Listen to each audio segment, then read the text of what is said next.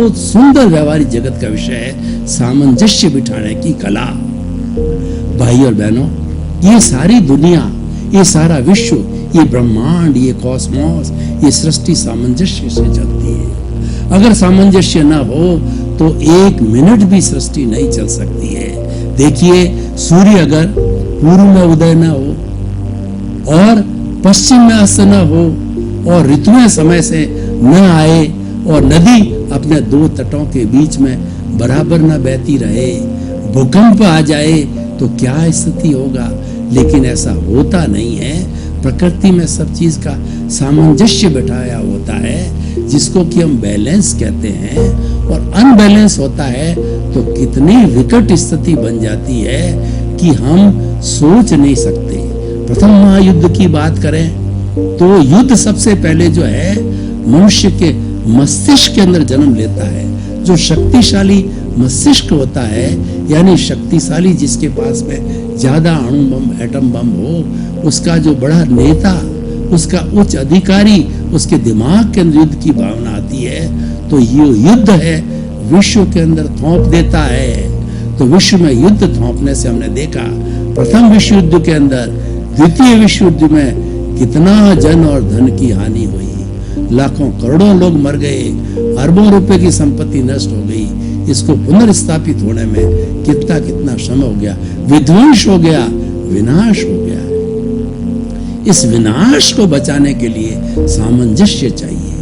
आज भी वही स्थिति है कि आज पूरे विश्व में 210 देश है और हर देश अपने सारा जो है वो बजट है सिक्योरिटी पर 75-80% खर्च करता है और अपने जो नागरिकों के डेवलपमेंट के लिए मात्र 20-25-30% ही बजट खर्च होता है। वो भय के कारण होता है। हर एक देश को भय है कि दूसरे मेरे पड़ोसी के पास में अणु बम, एटम बम है, वो कभी भी मेरे को गिरा करके समाप्त करता, मैं भी बनाऊं। इस कंपटीशन, इस होड़ के अंदर इतना अणु बमों का जखीरा इकट्ठा हो गया है।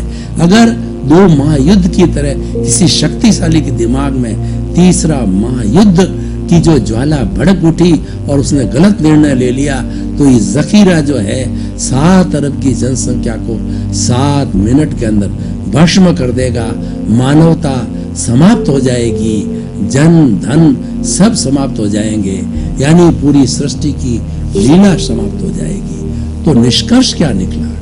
निष्कर्ष ये निकला कि हर एक चीज को बनाने के लिए सामंजस्य रखना चाहिए। सामंजस्य के लिए वैज्ञानिक भाषा में बात करें, हर वस्तु, हर व्यक्ति की सेंटर ऑफ ग्रेविटी होती है। जैसे मैं बैठा हूं तो मेरी सेंटर ऑफ ग्रेविटी सामंजस्यपूर्ण स्थिति में जब बैठा हूं, अगर मैं थोड़ा सा तिरछा हो जाऊं तो सेंटर ऑफ ग्रेविटी डिस्टर्ब हो जाएगी और डिस्टर्ब होकर के मैं टॉपल हो जाऊंगा। व्यक्ति चलता चलता गिरता क्यों है? क्योंकि उसका अनबैलेंस हो जाता है। इस अनबैलेंस को वैज्ञानिक भाषा में सेंटर ऑफ ग्रेविटी कहते हैं। हमारे इस जो है नेचर माँ के अंदर जो है क्यों भूकंप आते हैं, क्यों सुनामी आते हैं, क्यों अतिवृष्टि होती है, क्यों अनावृष्टि होती है, इस सब का कारण यह है कि सृष्टि माँ के अंदर अनबैलेंस हो गया, सामंजस्य नहीं बैठा है। अनबैलेंस होकर के सेंटर ऑफ ग्रेविटी होने के कारण, डिस्टर्ब होने के कारण नेचर माँ ने जो है हमको दंड देने के कारण जो है ये विकराल रूप काट दिया। वो दुर्गा बन जाती है।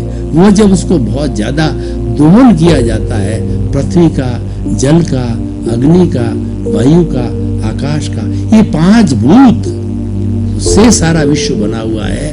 पृथ्वी, जल, अग्नि, वायु और आकाश, इसमें सामंजस्य होता है तो हमारी सृष्टि अच्छी चलती है।